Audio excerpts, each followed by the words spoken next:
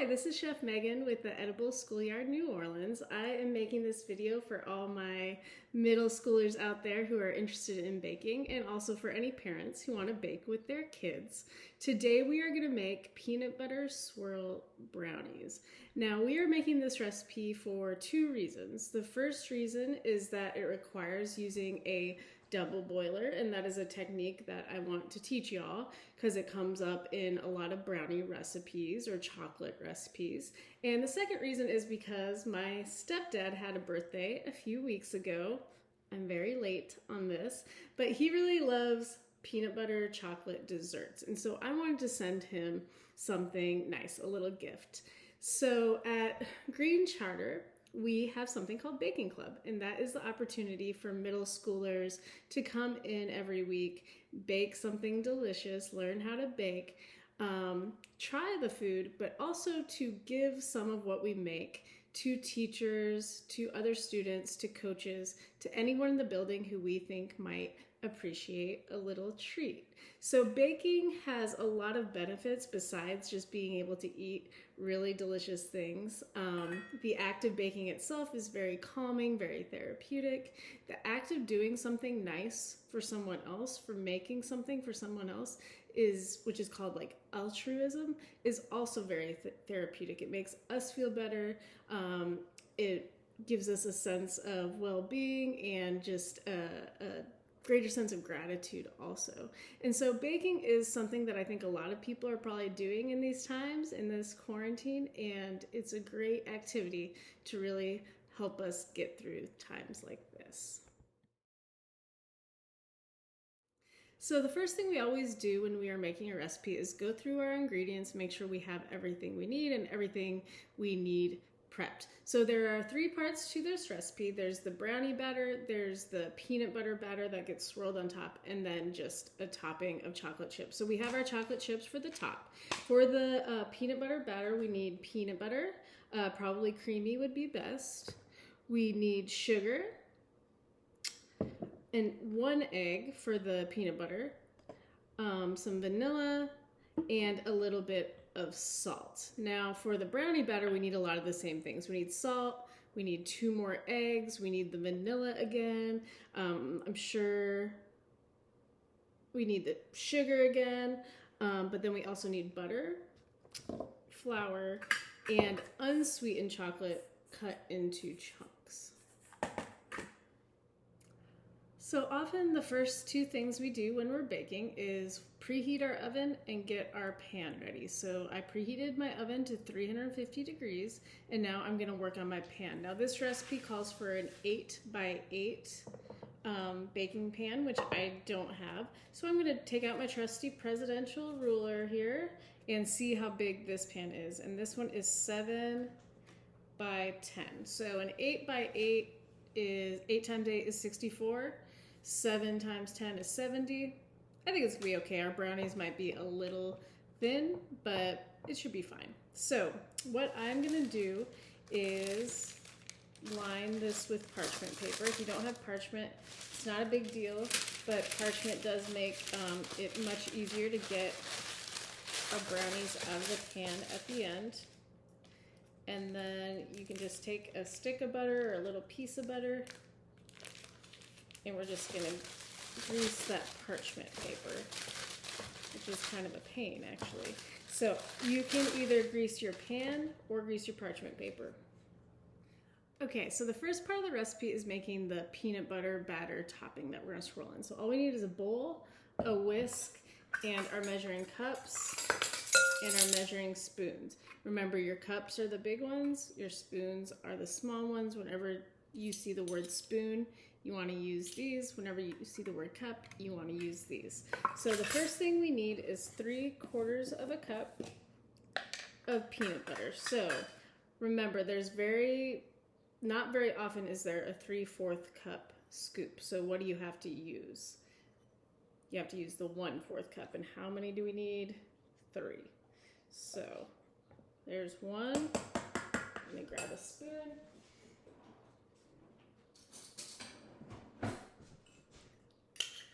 1,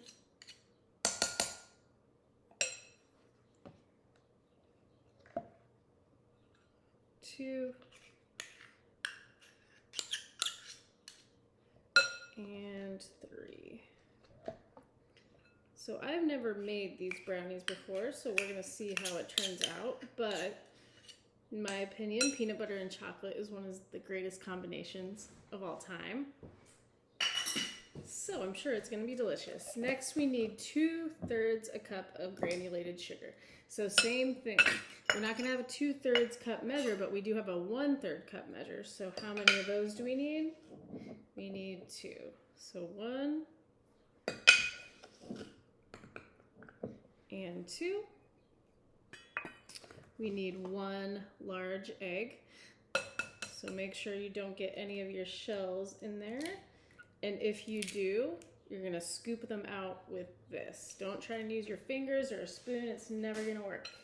I'm just gonna put this spoon aside. We need a 1/4 teaspoon of vanilla extract. That's a pretty small amount. You're gonna find your 1/4 teaspoon.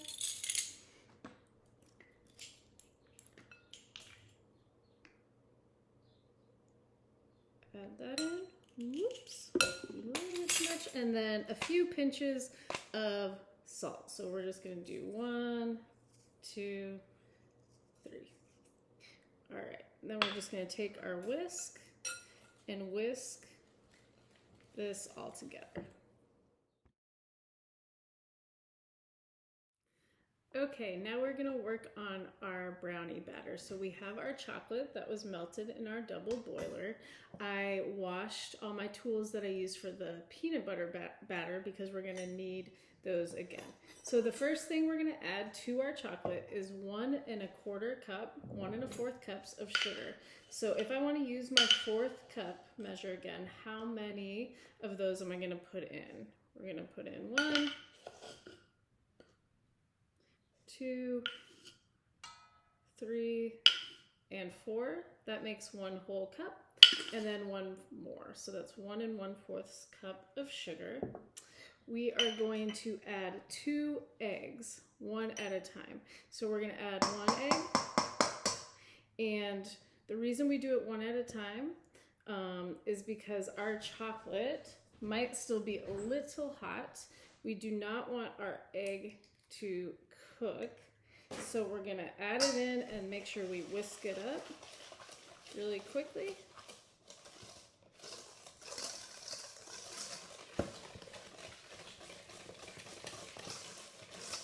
And then we're gonna add our other egg. 1 and 2. Next thing we are gonna add is a teaspoon of vanilla. Now vanilla smells delicious, but if you've ever tasted it, you know that it doesn't taste that delicious all on its own.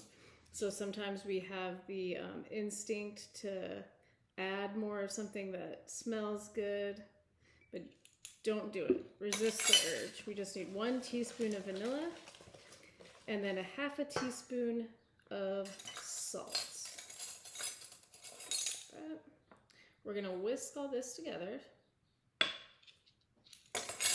And since it's still pretty thin, we can use that whisk. But after this, we're gonna add flour, at which point you are going to wanna switch over to a spatula, which is my favorite tool, as y'all know, or a wooden spoon. So we need 2/3 a cup of flour.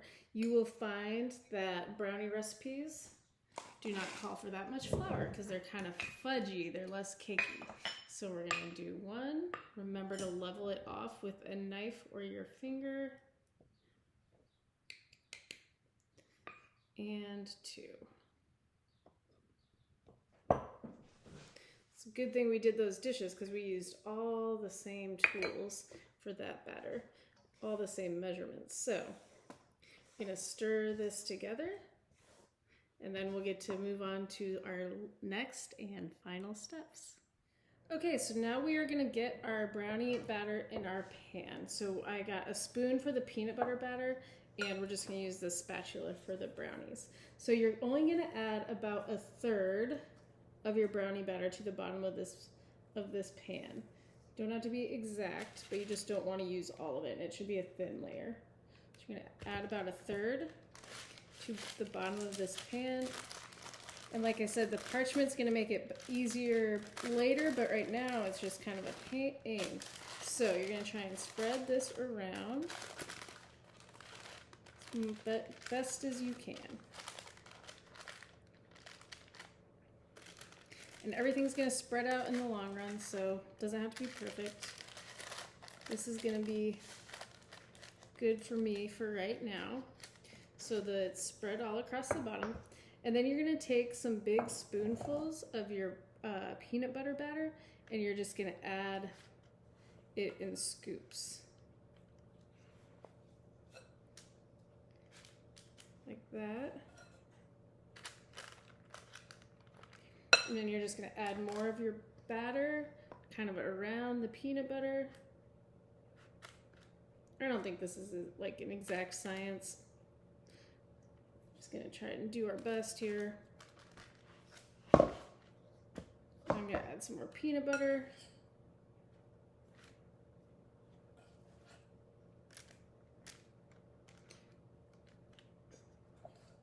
Add a little more chocolate on top of that. Over where there isn't a lot, try and get any spaces where it's kind of low. Scrape everything out of there.